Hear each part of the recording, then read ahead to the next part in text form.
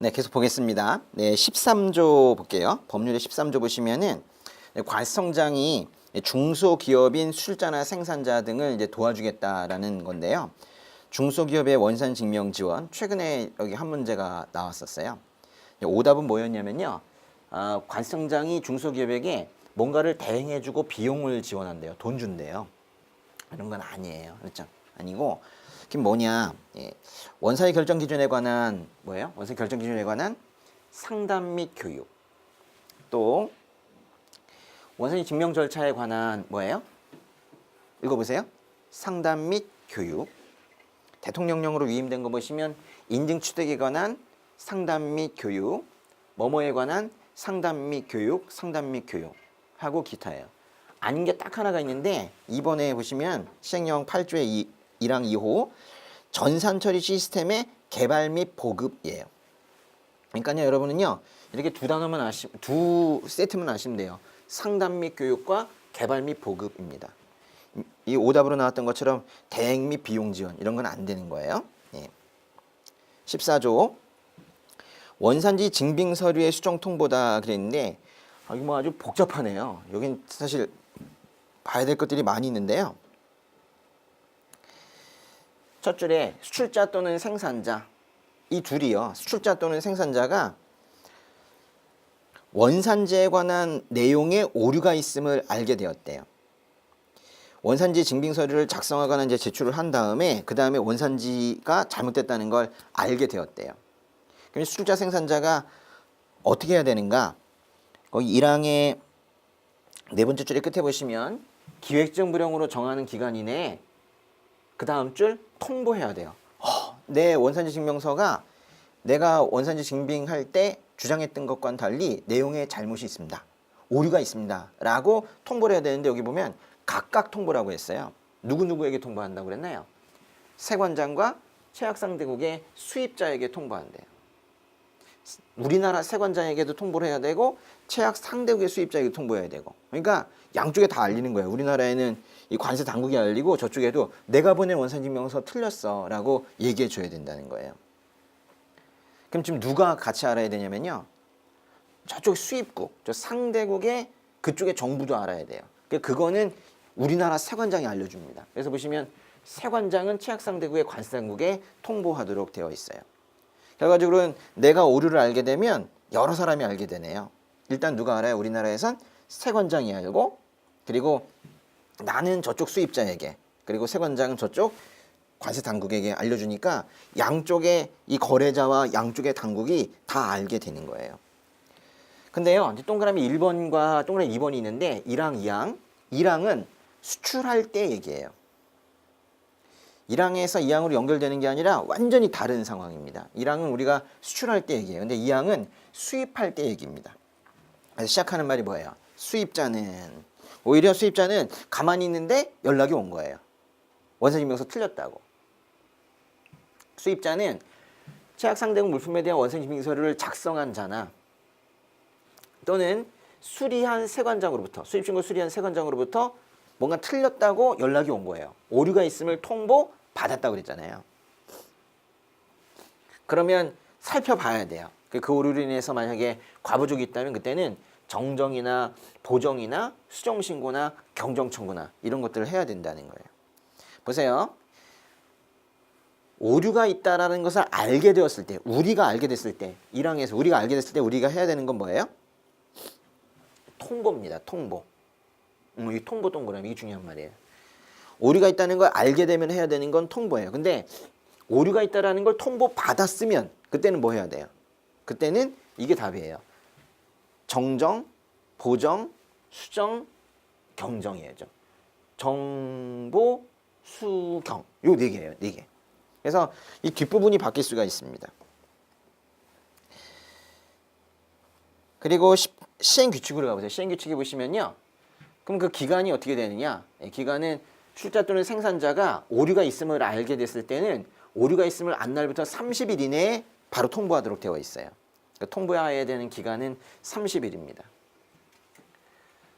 또 원산증빙 서류의 내용에 오류가 있음을 통보받은 경우 말하자면 틀렸다고 연락을 받아가지고 나는 또 30일 이내에 30일 이내로서 30일 이내에 보정, 수정신고 등을 해야 되는 거예요. 근데 아무리 늦어도 서면조사 통지를 받기 전날까지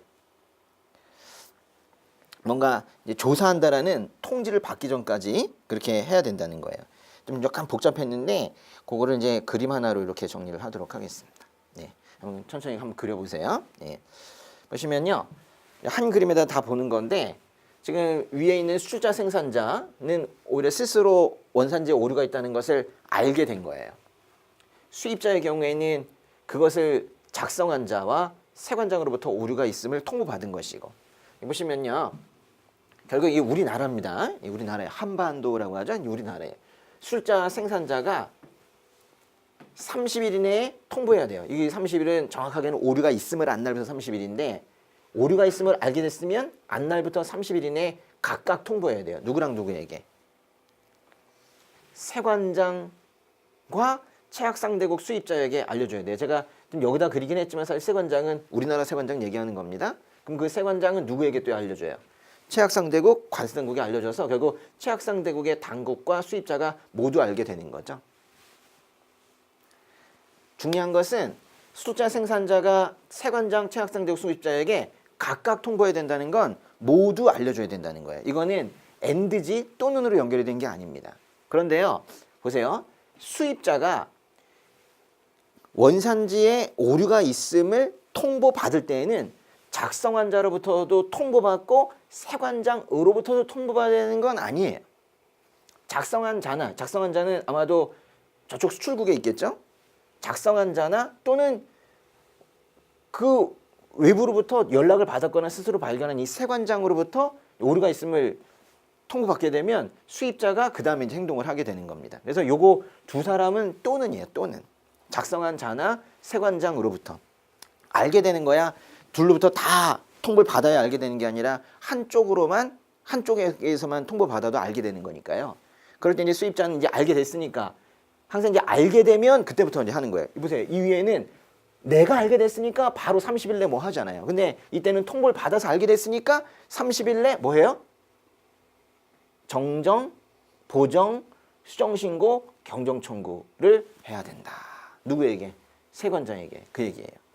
이 그림을 외우시면은 이게 지금 양쪽의 법률과 시행규칙 싹 하게 되는 거예요. 예. 아우 참 잘 그렸다, 그죠? 예. 법의 15조 보겠습니다. 15조에 원산 증빙 서류 보관 기간입니다. 우리 뭐 관세법에도 서류 보관 기간이 있는데요. 여기 보시면 수입자, 수출자, 생산자는 세 번째 줄 원산지 증빙 서류 등 대통령이 정하는 서류를 몇 년에? 5년의 범위에서 대통령이 정하는 기간. 뭐 비슷하네요. 우리 신고서류 보관 기간도 관세법에서 5년의 범위에서 대통령이 정하는 기간 똑같네 뭐. 그죠? 5년의 범위에서 대통령을 정하는 기간 똑같아요. 그 기간 동안에 보관해야 된대요. 근데 여기서 이제 중요한 건 과로예요. 과로는 관세법에는 없어요. 여기 보니까요. 협정에서 정한 기간이 5년을 초과하는 경우에는 5년이라고 하면 안 돼요. 협정에서 정한 기간이 5년을 초과하면 항상 협정이 이긴다면서 협정의 기간이어야 되죠. 5년이 아니라. 어떤 협정은 우리는 더 오래 보관해야 돼 라고 말한다면 그 협정의 기간을 따라가야 돼요. 근데 여기서 협정의 기간을 뭐라고 표현했냐면 세 글자로 그 기간 이렇게 아주 시적으로 표현을 한 거예요. 그 기간. 그래서 이 자리에 5년이라고 하면 안 돼요. 사실 최근에 이 시험 문제가 이게 5년이 3년으로 바뀌어가지고 이 두 개 다 3년으로 바꿔가지고 시험에 오답으로 낸 적이 있었거든요. 예. 여기 5년은 3년으로 바뀌면 안 되고 그 기간은 5년으로 바뀌면 안 됩니다. 네. 근데 5년의 범위에서 대통령이 정하는 기간 정확하게는 몇 년인가? 우리 일단은 관세법에서는 5년짜리, 3년짜리, 2년짜리 있잖아요. 여기는 보시니까요. 사람에 따라 나눠놨어요. 수입자가 보관할 때, 수출자가 보관할 때, 3번은 생산자가 보관할 때입니다. 그러니까 여기는 지금 각각이 어떤 서류를 보관해야 되는가도 알아야 되고 밑에 이제 2항에 보시면 여기에 수입자가 보관할 때, 수출자가 보관할 때, 생산자가 보관할 때 그 원산지 증빙 서류 보관 기간이 어떻게 되는지 해놓고 있는데 기간은 다 똑같아요. 기간 보세요. 기간 보시니까 여기다 써놓으세요. 동그라미 2번에 원산지 증빙 서류 보관 기간 이렇게. 원화의 증빙서류 보관기간. 수입자는 몇 년이래요? 협정과세 적용 신청한 날의 다음 날부터 5년. 수출자 생산자는 작성일 발급일부터 5년이래요. 어려울 게 하나도 없어요. 최근에 7년 그래가지고 오답이 나온 적이 있었어요. 당연히 7년은 아니고요. 예. 아니 법에서 5년 범위라고 그랬는데 어떻게 법을 뛰어넘어요. 대통령령이. 이건 말이 안 되는 거죠. 중국은 몇 년이래요? 중국만 알면 돼요. 예, 중3. 중국만 3년이에요. 제일 무서운 애들이죠. 중3.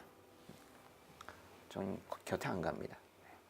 근데 여기 이제 또 하나 위에랑 아래 차이점이 뭐가 있냐면은 5년은 같은데 위에는 다음 날이 있어요. 이게 좀 다르죠. 그래서 협정과세 적용을 신청한 날의 다음 날부터 5년. 원심에서 작성일 발급일부터 5년. 그래서 숫자는 다 5년이고 중3만 좀 다르고요. 네, 그래요. 근데 이제 위쪽에 이것도 시험에 나올 수가 있는데요. 어떤 서류를 보관하느냐? 맨 위엔 누가 보관해요? 수입자가 보관해야 되는 서류. 수입자가 보관해야 되는 서류. 수입자는 말 그대로 수입자입니다. 근데 밑에 있는 이제 수출자와 생산자는 오히려 우리나라에서 외국으로 수출할 때 얘기잖아요.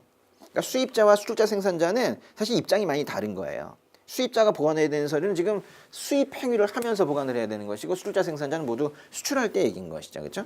그래서 여기 보시면은 수입자가 보관해야 되는 서류는 다 수입력이에요. 수입 그리고 뭐가 있어요? 뭔가 비슷한 것 같아. 그죠? 5년짜리 보관 기간이 있었던 거랑 비슷해요. 그죠? 그냥 저희 위에 뭐 좀 다른 게 있지만 그냥 그렇게 외우세요. 수입, 지익재산권 이렇게 외우시면 돼요. 뭐가 없냐면 지금 이게 외국에서 물품이 지금 들어오는 거기 때문에 수입자 입장 쪽에서는 물건을 만들 필요가 없어요. 가공에 대한 정보 이런 것들을 알 필요가 없어요. 그냥 받아오면 되는 거거든요. 그래서 여기는 가공 정보, 원재료 정보 이런 것들이 전혀 없어요. 근데 이 문제는 우리가 만들어서 보낼 때 이때가 문제예요. 우리가 수출자 입장일 때에는 그때는 이제 우리가 보관해야 되는 서류 중에 이 가공 정보에 대해서 즉 원재료 정보에 대해서 자료들을 가지고 있어야 돼요. 그래서 밑에 2번에 보시면요. 수출자가 보관해야 되는 서류에 다, 마, 바, 사. 이 4개 있죠. 다, 마, 바, 사. 체크해 보세요. 다, 마, 바, 사. 거기에 있는 것들에 공통적으로 들어가 있는 단어가 원재료입니다. 원재료. 그래요. 그래서 원재료 서류가 4개가 있어요. 심지어는 원재료의 수입신고 필증이라고 해도 원재료가 들어가 있는 거죠. 근데 여기 보니까 원가계산서 있죠. 공정명세서 있죠. 요거 2가지. 이 공정명세서도 요것도 체크를 좀 따로 하셔야 돼요. 이렇게 2개. 우리가 또 원재료만 외울까봐 요거 2개만 또 따로 낸다고요. 실은 따로 한 문제가 나온 적이 있었어요. 그래서 원재료와 거기에 같이 가는 원가계산서, 공정명세서. 다 뭔가 원가 공정 하는 거 보니까 공정과 원재료 물품 만드는 그런 느낌의 서류들이죠. 요 서류 보세요. 다, 마, 바, 사. 이 서류는 누가 보관해요? 수출자가 보관을 하는데 이 서류는 누구가 준 거냐면요. 자기가 생산자이면서 수출자이면 자기가 보관하고 있는 것이고 사실 생산자가 주지 않으면 있을 수 없는 서류입니다.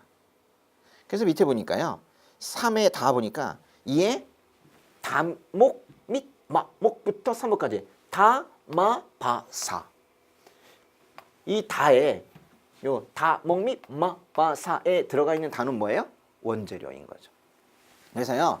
수입자에게는 전혀 없는 개념이 바로 원재료이고 오히려 수출자와 생산자에게는 공통 개념이 원재료인 거예요. 근데 이제 원재료 말고도 조금 비껴나갈 수 있는 문제, 그죠? 원재료 수입신고 필증도 맞고 원가계산서, 공정명세서도 맞다. 이거 같이 알아두시면 좋겠고요. 할만하시죠? 예, 그래요. 저도 그렇습니다. 예.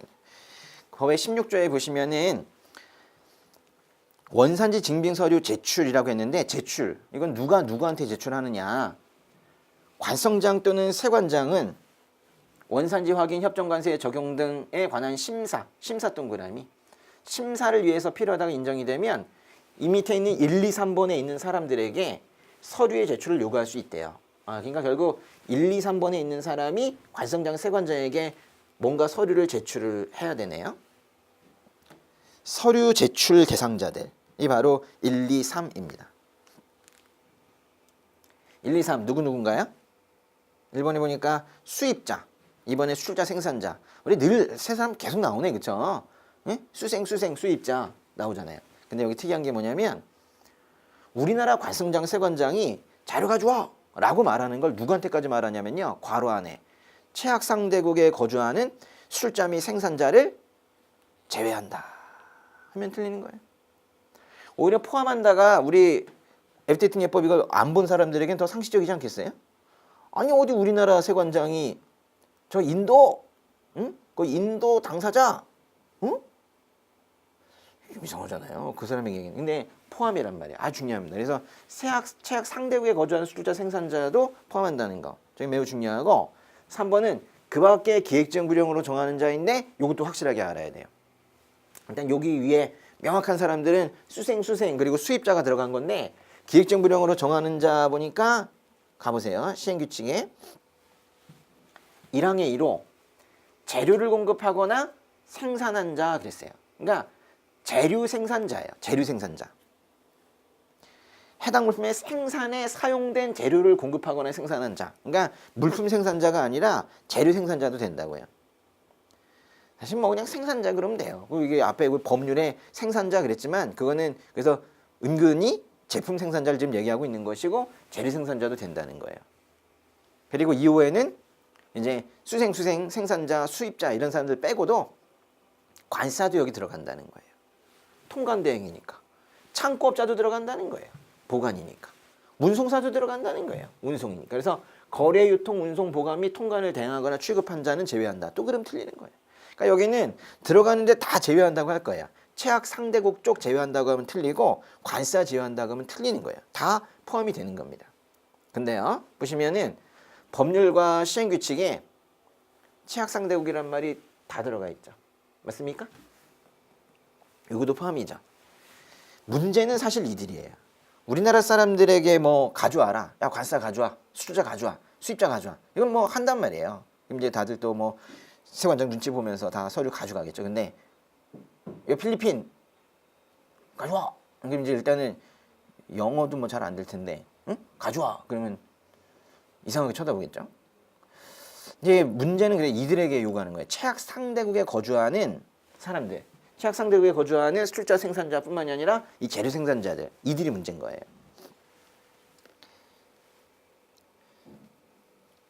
또 법제 16조의 2항 보시면요. 1항에 따라 서류 제출을 요구받은 자는 20일 이상의 기간으로서 기획정을 정하는 기간, 20일 이상으로서 기획정 정하는 기간. 그러니까 20일보다 좀 더 큰 숫자를 기획적 구령에서 만들어 놓겠다는 거예요. 그 기간 내에 제출해야 된대요. 보통 20일 이상으로서 기획정을 정하는 기간 그러면 FTA 예법에서는 다 30일입니다. 여기 30일인가요? 네, 보세요. 시행규칙의 2항의 2호 보시면 그 밖의 자, 이게 오히려 원칙인데 30일입니다. 30일. 보통 20일 이상 기획지구 구령에서 정하라 그러면 보통 30일이에요. 30일. 그리고 30일 연장도 되고요. 그런데 딱 두 군데만. 어디랑 어디예요? 이거 좀 둘 좀 반대말 되는 요기죠. 폐품이고 뉴품이고, 그죠? 응? 신폐. 응? 이 둘만 이렇게 가는 거예요. 이게 90일이 여기에만 들어가 있어요. 90일. 예.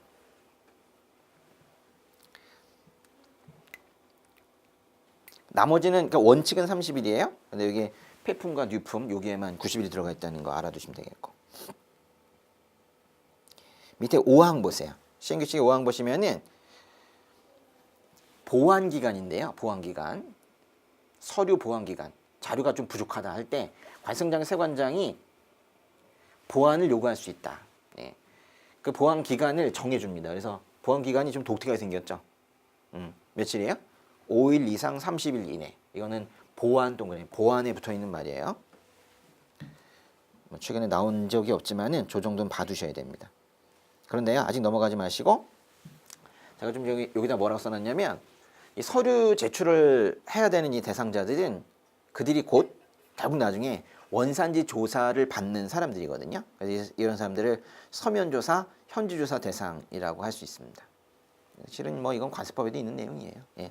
서면조사, 현지조사 대상. 그러니까 여러분 요거 이 법률과 시행규칙에 있는 요 1, 2, 3과 3을 좀 더 명확하게 한 재료 생산자와 거래, 유통, 보관, 통관 대행하는 사람들, 요거 외워두시게 되면 2개 외우는 거예요. 이들은 서류도 내야 되는 사람이고 조사도 받아야 되는 사람이다라는 겁니다. 다음 페이지 보시면요. 법의 17조에 원산지에 관한 조사 그랬는데요. 메뉴에 보시면 관성장 세관장이 이런 사람들을 서면조사, 현지조사 한대요. 밑에 있는 사람들 보시면 수입자, 수생, 최악상대국 포함하고요. 그 다음에 16조 1항 사무회자가 뭐예요? 16조 1항 사무회자. 요 바로 앞에 사무회자면 그 밖에 기획정부령으로 정하는 자였는데 그 기획정부를 정하는 자가 결국에는 또 재료 생산자와 통관대행, 운송대행 하는 사람들입니다. 그러니까 여기에 지금 하나가 더 추가된 것 뿐이에요. 3번의 별표. 조사 대상자는 서류 제출 대상자에다가 뭘 더 추가하면 돼요? 원산임명서 발급 기간을 하나 더 추가하면 조사 대상자가 되는 겁니다. 근데 조사의 방법이 2개가 있네요. 서면조사와 현지조사가 있는데 관세법에도 뭐 이런 말이 있어요. 서면조사, 현지조사. 서면조사가 원칙일까요? 현지조사가 원칙일까요? 일단 쉬운 것부터 먼저 원칙일 거예요. 그렇죠? 서면조사가 원칙일 겁니다. 마찬가지인데요. 여기 시행령에도 보시면은 시행령 11조의 1항에 네 번째 줄 서면조사로 한다. 이게 원칙이에요. 서면조사가 원칙이고 다만 서면조사만으로는 곤란할 때 그때 현지조사를 할 수 있는 거예요. 그런데 지금 이게 약간 문장이 엎치락뒤치락 하는데 보세요.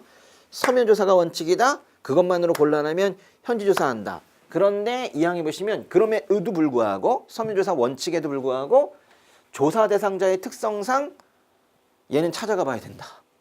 얘는 분명히 서류를 내지 않는 애다. 얘는 분명히 가봐야 된다. 공장 가봐야 된다. 얼굴 봐야 된다. 라고 하면 서면조사에 앞서 현지조사도 할 수 있대요. 엎치락뒤치락이죠. 그렇죠? 서면조사, 현지조사, 현지조사 이렇게 된 거잖아요. 그렇죠? 네. 다시 법률 쪽에 보시면요. 법률의 이제 2항부터는 요 사람에 대한 거예요. 최악상대국의 조사 대상자. 이거 묶어보세요. 별표. 이게 2항에만 적용이 되는 게 아니라 이 밑에 2항부터 2조의 끝까지가 다 최악상대국의 조사 대상자예요. 결국 나중에 아까도 말씀드렸지만은 결국 우리나라에 있는 사람들한테 서류 가져오라고 하고 그들을 조사하는 건 그건 별 무리가 없는 건데 이 문제가 상대국에 있는 사람들에게 관성장 세관장이 조사를 한다고 했을 때 이게 과연 가능한 일이냐 하는 거예요. 그래서 그 의문에 대해서 풀어주고 있는 게 밑에 쭉 있는 거예요. 보시면 최악상대국의 조사 대상자 이들에 대해서 서면조사도 할 수 있고 현지조사도 할 수 있는데 요 2항은 사실은 현지조사일 때가 중요한 거예요. 현지조사 동그라미. 현지조사를 하는 경우 그 조사를 시작하기 전에 통지에서 뭐 받아야 된대요? 동의 받아야 된대. 이게 뭔 뜻이냐면 지금 우리나라 정부가요. 관성장 세관장이 필리핀 쫓아가겠다는 거예요. 필리핀 쫓아갈 때 물어보고 가야 된다는 거예요. 동의를 받아야 된대. 근데 필리핀의 수출자나 생산자가 오지 말라고 그러면 못 가요. 그러니까 몰래 가면 안 되는 거죠. 가가지고 뭐 여행차 뭐 이러면서 그죠? 와가지고 가서 보는 건 안 되는 거예요.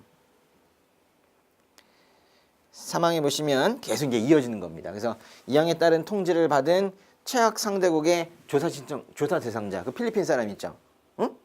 왜 올까? 그죠? 왜 올까? 할 때 조사 연기 신청도 할 수가 있어요. 사항에 보시면 관성장 세관장은 조사 대상자가 20일 이상의 기간으로서 기획정을 정하는 기간.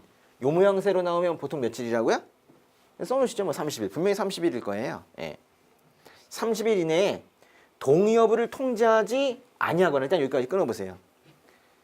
필리핀 사람이 감감무소식 동의하는지 안 하는지도 통보를 하지 않아. 그럼 맨 끝에 어떻게 할 수 있대요? 그냥 쫓아간다가 아니에요. 또 명시적으로 동의하지 않아도 할 수 없다요. 아니 이 마지막 줄은 알겠어요. 오지 마세요. 그럼 못 가는데 아무 말이 없다. 그럼 어떻게 해요? 그래도 못 가요. 그러니까 그러니까 최악 상대국에 대한 현지 조사는 확실한 동의가 있을 때만 갈 수 있는 거예요. 세 가지 상황이 있잖아요. 동의하는 것과 동의 안 하는 것과 아무 말도 안 하는 게 있잖아요. 이 세 가지 상황 중에서 두 가지가 여기 들어가 있는 거예요. 그러니까 확실하게 동의할 때만 갈 수 있는 거예요. 5항 관성장 세관장은 관성적 세관장은 서면 조사나 현지 조사할 때에는 또 누구한테 알려줘야 된대요. 누구한테 알려준대요? 지금 보세요. 이 조사장자 최악 상대국의 수출자, 생산자 이런 사람들을 이제 조사를 할 때 수입자에게도 알려주고 최악 상대국의 관세 당국에도 알려준대요. 좀 잘 보시면 이거예요. 그러니까 우리나라 지금 정부가 지금 필리핀 수출자를 지금 조사를 하려고 할 때 필리핀 정부에도 알려주고 우리나라에 있는 그 물건 사가져온 사람이죠. 수입자에게도. 결국엔 지금 항상 이게 정보가 공유가 되네. 그죠? 그죠? 양쪽 정부와 양쪽의 거래자가 다 이게 정보가 공유가 되는 그런 상황인 거예요. 6항 관성장 세관장은 서면조사, 현지조사 이제 마쳤어. 이제 결과가 나온 거예요. 그러면 결과와 그에 따른 결정 내용을 알려주라는 건데 그것도 기획정을 정하는 기간 이내에 알려주래요. 이것도 30일입니다. 이것도. 그 다음 장까지 이거 서면으로 통지한다 그랬죠? 예, 서면으로 통지한다. 예. 법률을 마주 보시고 시행령 보시죠. 7항에 보시면은 근데 그 통지 내용에 이의가 있는 조사 대상자. 지금 이건 다 지금 최악상대국에 있는 사람들 얘기하는 건데요. 그때는 조사 결과 통지받은 날부터 30일 이내에 관성장 세관장에게 이의 제기하도록 되어 있어요. 그래서 여기는요. 뭐 기획정부 이런 거 정하는 기간이라고 되어 있거나 또는 정확하게 나와 있거나 다 30일 구조예요. 네, 30일. 조력받을 수 있대요. 이게 변호사, 관세사 조력받는 거 관세법 규정을 그대로 준용할 수 있도록 되어 있습니다. 다시 앞에 그 시행령 좀 더 보실게요. 예. 시행령의 12조. 그 시행령 11조 맨 끝에요. 기획정부령 이렇게 끝나는데 여기 의로 정한다가 좀 빠져서 써놓으세요. 나오진 않을 거예요. 기획정부령으로 정한다. 예. 시행령 12조에 보시면요. 현지조사의 연기 신청. 그러니까 연기 신청할 수 있다고 그랬잖아요. 필리핀 나 갈게 그랬더니 나중에 오세요 라고 하면 연기할 수 있는데요. 조사 연기 신청서를 현지조사에 관한 사전 통지받은 날부터 15일 동그라미 15일 이내에 연기 신청서를 제출하도록 되어 있습니다. 밑에 3항에 보시면 연기 신청은 한 번만 할 수가 있고요. 연기할 수 있는 기간은 사전 통지 받은 날부터 총 60일을 초과할 수 없도록 되어 있습니다. 혹시 몰라서 숫자가 나오기 때문에 봐둔 거고. 예. 그 오른쪽으로 시행 규칙이 나오는데요. 시행 규칙의 22조나 뭐 23조는 안 봐도 돼요. 그런데 이제 보시면 22조는 어떤 내용이냐면 서면 조사하러 갈 때 통지해야 되는 내용들과 23조는 현지 조사하러 갈 때 통지하는 내용. 그러니까 미리 통지해야지 갑자기 닥치면 안 되는데요. 근데 이제 서면 조사할 때는 없는 개념이 하나가 현지 조사에만 있는 통지 내용이 7번이에요. 조사에 대한 동의 여부 및 조사 동의서 제출 기한. 왜냐면 동의는요. 서면 조사는 동의받지 않습니다. 찾아가는 거. 직접 찾아가는 거 그때만 동의를 받기 때문에 요 동의 동그라미. 동의라는 말을 어디에 붙이면 안 된다? 서면 조사 쪽에는 붙이면 안 된다. 그 얘기예요. 밑에 그 동그라미 3번에 보시면 우리 아까 그 법제 17조 사항에 아까 30일 썼던 거 있잖아요. 요거예요. 조사 예정 통지를 받은 날부터 30일. 예.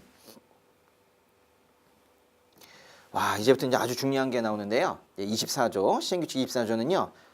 최근에도 벌써 나왔고요. 이건 요번에 또 나올 겁니다. 그래서 이거 별표 아주 중요합니다. 최악상대국별 원산지에 관한 조사의 방법. 그래서 이제 우리 FTA마다 조사하는 방법이 달라요. 일단은 이런 조사가 있어요. 직접 가는 겁니다.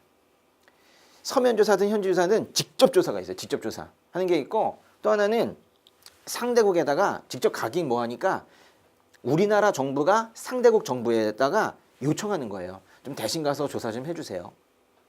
조사가 될까요? 뭐 될 수는 있겠죠. 뭐 정부와 정부가 협조하면 될 수는 있는데 아니 그쪽 정부가 그쪽 국민들을 감쌀 거 아니에요. 그래가지고 이제 요청을 하죠. 그쪽 그 못된 것 같은데 좀 정부가 가서 좀 조사 좀 해주세요. 그래가지고 이렇게 요청을 했어요. 근데 그걸로 끝날 수도 있어요. 근데 요청을 했는데 조사를 잘 안 하는 것 같아. 역시 자기 나라 국민을 감싸는구나. 뭐 이래요. 그때 쫓아갈 수 있어요. 그래서 간접적으로 이제 검증을 하려고 하다가 그게 안 되면 이제 직접으로 이제 쫓아갈 수도 있고 뭐 그렇습니다. 이런 경우가 많아요. 예, 간접으로 기대하다가 안 되면 쫓아가는 뭐 이런 게 있어요. 아니, 처음부터 쫓아가는 경우도 있고 그래서 그걸 구분하라는 거예요. 그런 걸 이제 우리가 뭐 직접 검증, 간접 검증이라고 표현하는데 FTA마다 달라요. 일단 한번 쭉 한번 보시죠. 일단 칠레는 뭐래요? 조사 대상자를 직접 서면 조사, 현지 조사해요. 칠레는 직접 조사 방법입니다. 싱가포르는요? 역시 마찬가지로 직접입니다. 칠레, 싱가포르 다 직접이에요. 근데 와, 3번 다르게 생겼어요. 애프타. 스위스 등에는 달라요. 스위스, 노르웨이, 아이슬란드, 리텐슈타인 에게는 그들의 관세 당국에 원산지 확인을 요청해요. 여기 제일 중요한 단어는 요청입니다. 요청 동그라미. 스위스 정부에게 스위스 사람 가서 조사해달라고 요청해요. 그런데요, 이 경우 관성장 세관장은 필요하다고 인정되면 원산지 확인 절차에 소속 공무원을 참관하게 할 수 있대요. 이 소속 공무원은 누구에게 하는 거예요? 관성장 세관장이 그쪽 애프타, 스위스 등의 당국의 동의를 받아 우리나라 사람이네요. 그러니까 가가지고 조사한다라고 표현하지 않고 참관이라고 했죠. 참관 동그라미. 그래서요, 그냥 요청만 해도 간접적인 것인데 요청 뒤에 참관이란 말이 붙어도 그냥 간접이에요. 이건 처음부터 끝까지가 다 우리가 주도하는 게 아닙니다. 요청하면 간접이고 요청과 참관까지 나와도 간접이에요. 유럽 방식은 이래요. 아마도 유럽연합도 똑같이 나오게 될 겁니다. 그 다음 페이지에 4번에 아세안 쪽 보니까요. 아세안 쪽에 무슨 말 나왔어요? 요청. 근데 보세요. 뒤쪽에 참관이란 말이 나오는 게 아니라 요청하고 나서 실망한 거야. 역시 자기 나라 국민을 감싸는구나. 예. 심적으로는 뭐 이해가 되지만은 그럴 순 없지. 이래가지고 쫓아가는 거. 술자 생산자를 대상으로 현지 조사할 수 있다 그랬는데 여기는 직접이라는 말은 없지만 사실 직접 방식으로 보완을 하는 거예요. 인도 똑같이 생겼죠? 아세안과 같습니다. 6번에 유럽연합 당사자. 유럽연합 당사자는 애프타랑 똑같아요. 애프타와 EU는 똑같습니다. 그래서 보시면 요청, 참관. 맞죠? 그래도 역시 간접입니다. 페루는 먼저 나온 게 요청이에요. 그리고 그 다음에 직접이라고 했죠. 좀 말은 길지만 결국 마찬가지로 간접적으로 요청하는 게 원칙이고 직접 가는 거는 그거는 두 번째예요. 미국은요. 직접이 먼저예요. 얘만 특이해요. 원래 직접이 먼저 하면 직접으로 끝나요. 직접 조사하는데 뭘 더해요. 그렇잖아요. 직접 조사하고 나서 나머지는 당신이 한번 해보세요. 이렇게 할 필요가 없어요. 직접 조사하면 직접으로 끝나요. 그런데 왜 미국은 뒤에 다만이 붙었냐? 섬유 동그라미. 섬유 부분에 대해서만큼은 맨 밑에 줄 미합중국의 관세 당국에 미국 쪽에 원산지 화학 다음 페이지 인을 요청. 그렇죠. 요청 동안 요청이라는 단어가 나오면 간접이죠. 그러니까 이거는요.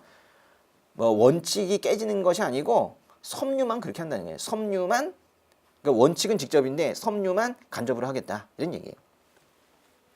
터키 요청 참관 뭐예요? 요청 그리고 여기 참관. 참관도 그렇죠. 요청 참관 똑같죠.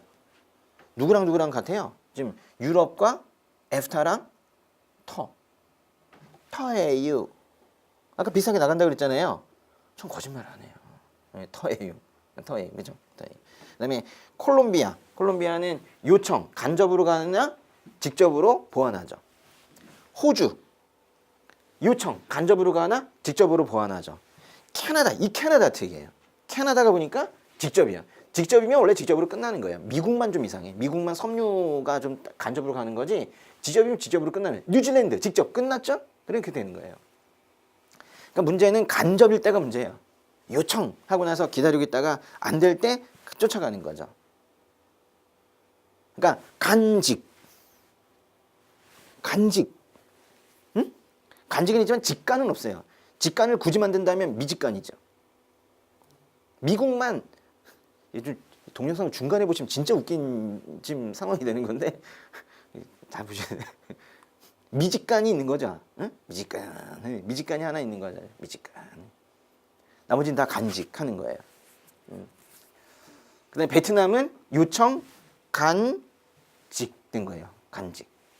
그러니까 웬만하면 다 간직하는 거예요. 간직하고 아주 미직간하게 이제 미직간이 하나가 있는 것이고 직접은 직접밖에 없어요.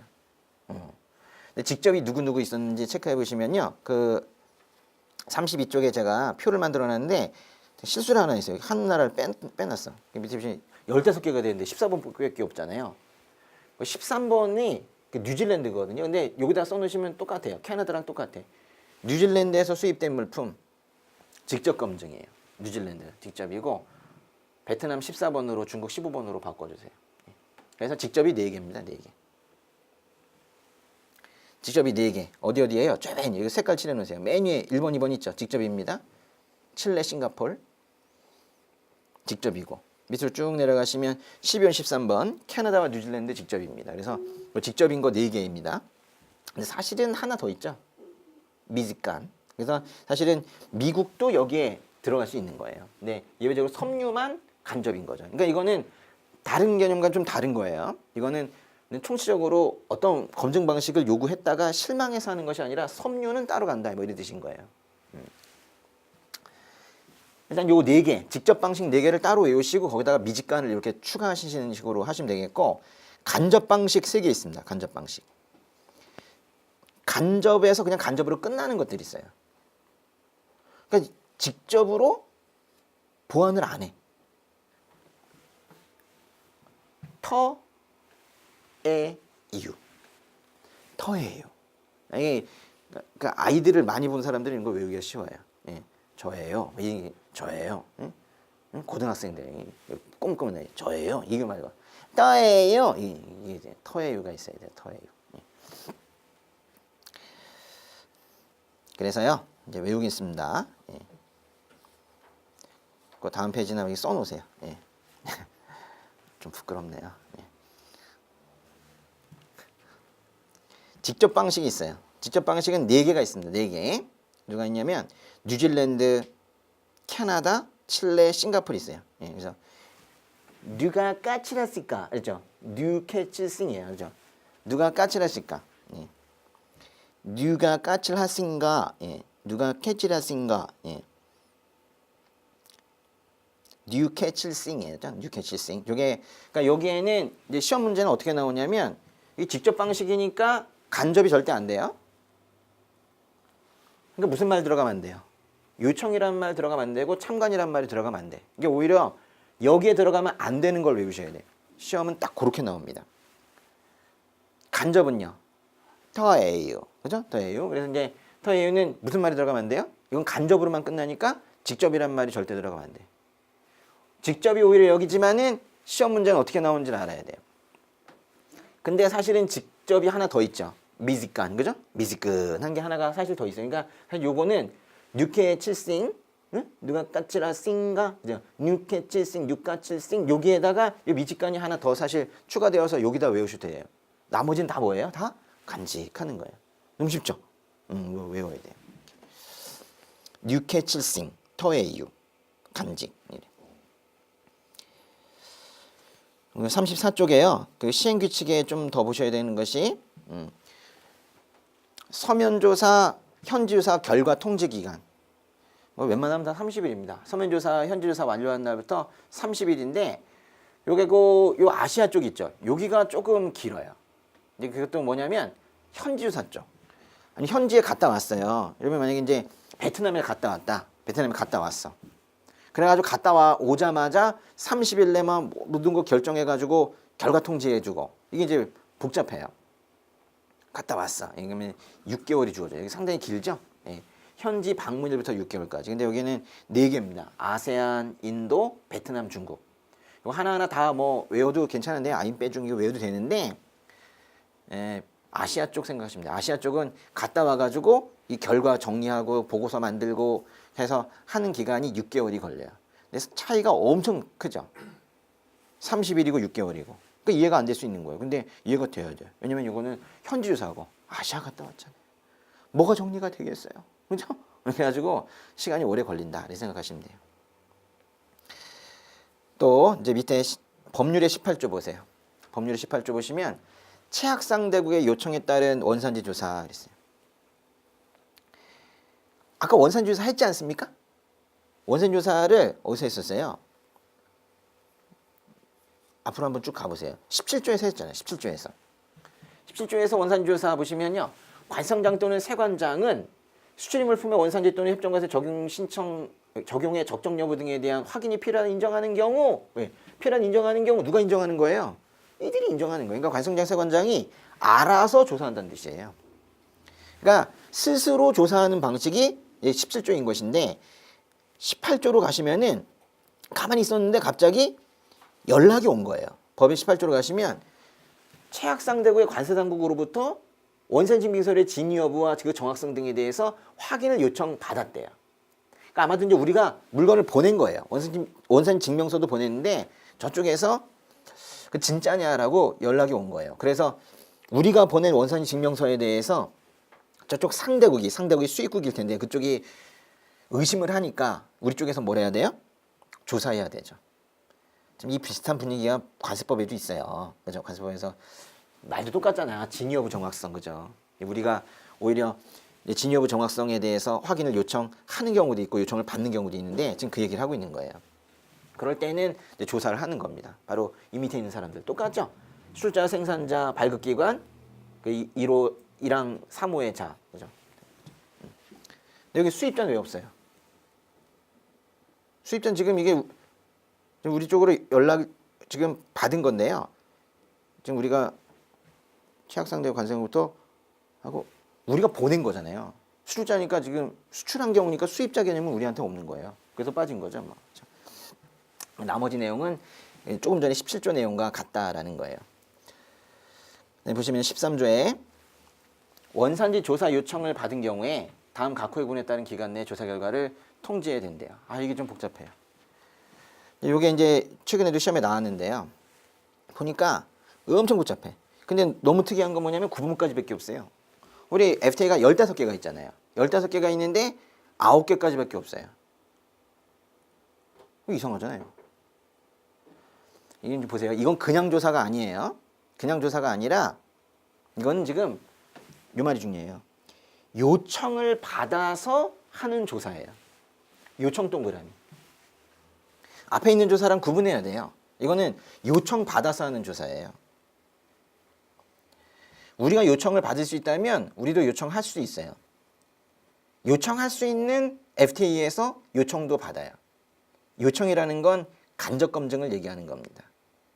요청이라는 건 간접 검증을 얘기하는 거예요. 그러니까 여기에 지금 직접 검증이 원칙인 애들은 여기에 지금 빠져 있게 됩니다. 누가 빠질까요? 누가 까칠하신가? 그죠? 뉴질랜드 있나 보세요. 없죠? 네? 캐나다 있습니까? 뉴캐칠싱. 캐나다 없죠? 칠레 없죠? 싱가포르 없죠? 그리고 또 미지간, 미국도 없어요. 없는 거를 한번 써보세요. 여기 없는 것들. 바로 직접 검증 방식일 때에는 이 개념도 없어요. 우리가 요청도 안 하지만 요청 받지도 않아요. 뉴캐칠싱미가 다 없어요. 뉴캐칠싱미. 그럼 5개잖아요. 근데 여기 9개밖에 없어. 그럼 지금 하나가 어디 갔어요? 이게 참 하나가 빠져 있는데 이게 뭐냐면 이 조사 결과 통지 이 부분에 협정의 내용이 없나 봐요. 그래 여기 빠져 있는 게 호주예요. 호주. 그래서 여기 지금 호주가 여기 없어요. 그러니까 호주는 그냥 뭐냐 안 외우면 돼요. 예, 안 외우면 되고 뉴캐칠싱미가 만약 여기 들어가잖아요. 그럼 그건 맞는 말이에요. 그 우리가 그래서 직접 검증을 하나 외우시게 되면 이런 문제의 오답도 알 수가 있어요. 물론 뭐 뉴캐칠싱미를 갖다가 이제 여기다 이제 집어넣을 가능성도 있지만은 그래서 오답 만들 수도 있지만 여기 있는 거 자체의 숫자를 바꿀 거예요. 최근에는요 심지어 어떤 문제가 나왔냐면 이랬어요. 베트남의 경우에는요 조사 요청을 접수한 날에 다음 날부터 6개월 이내에 조사를 완료를 해야 되는데 그걸 갖다 접수자를 빼고요 조사 요청일부터 이래가지고 6개월은 뭐 엄청 어려운 문제죠. 그러니까 숫자만 가지고는 안 된다는 거예요. 근데 이것도 웃긴 게 어떤 건 뭐 6개월 어떤 거는 보시면 10개월 15개월짜리도 있거든요. 근데 150일이 있고 너무 차이가 많이 나잖아요. 그래서 이게 같은 문제 나온다는 것 자체가 이제 웃긴 거예요. 그래서 이제 더 시험이 될 텐데 보시니까 애프타 15개월 제일 길어요. 그리고 아세안 2개월. 근데 여기 보시면 아세안 2개월이고 인도는 3개월인데 뒤쪽에 보시면 이제 연장 규정이 있어요. 6개월 범위에서 연장. 근데 여기까지 하면 너무 복잡하니까 이건 연장은 나중에 외우세요. 어쨌거나 연장은 이제 아세안과 인도에만 있습니다. 근데 그건 좀 나중에 하시고 연장 기간도 똑같으니까요. 근데 2개월 3개월이에요. 그리고 10개월, 150일, 터키는 10개월. 똑같네요, 이거. 그죠? 완전 똑같네요, 그죠? 그죠? 아니, 유럽이랑 터키랑 비슷하게 가나 봐요, 그죠? 사실 뭐 유럽 바로 밑에 터키가 있으니까요, 그죠? 그리고 콜롬비아 150일. 여기만 독특하죠? 여기 보시면요, 두 가지예요. 조사 요청일이 있고 조사 요청을 접수한 날이 있거든요. 이 두 개밖에 없는데 여기만 이상하게 조사 요청 접수한 날에 여기 다음 날 동그라미. 다음 날까지 붙어 있는 건 베트남 하나밖에 없어요. 접수한 날에 다음 날 쩝다. 여기 이제 여기 있는 거는 빼접다. 여기 하나밖에 없는데 제가 이걸 그래서 보기 좋게 다시 정리했어요. 한번 써보세요. 네. 보세요. 메뉴인 콜롬비아입니다. 이게 숫자가 작은 것부터 이제 한 거예요. 콜롬비아는 150일이에요. 근데 페루는 같은 150일인데 접수자가 들어가는 날부터 150일이에요. 그래서 이 쩝을 꼭 해놔야 돼요. 그리고 아세안 쩝 2개월이에요.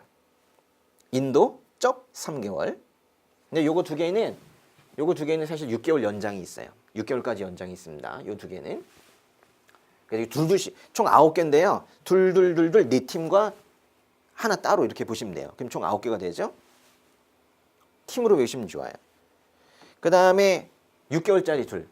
중국과 베트남인데 쩝이고 베트남만 쩝다. 이렇게 되어 있는 거예요. 그리고 한번 끊어보세요. 뭔 뜻이냐면 6개월까지는 쩝자가 들어간다. 아, 하나 아닌데요. 그럼 하나 아니라고 외우면 되지. 그게 차라리 편해요. 그래서 일단은 숫자로 볼 때 6개월 앞쪽 거는요. 6개월까지는 다 무조건 접자가 들어가야 돼요. 그중에 맨 끝에 거 이 빼졌다. 요거 빼고는 그러니까 저 맨 앞에 있는 콜롬비아만 좀 주의하시면 돼요. 콜롬비아만 쩝 없다. 콜쩝 이런 거 없어요. 응? 그리고 이제 뒤에 거는 접이 없어요. 그러니까 숫자 큰 거 10개월, 10개월, 15개월 이거.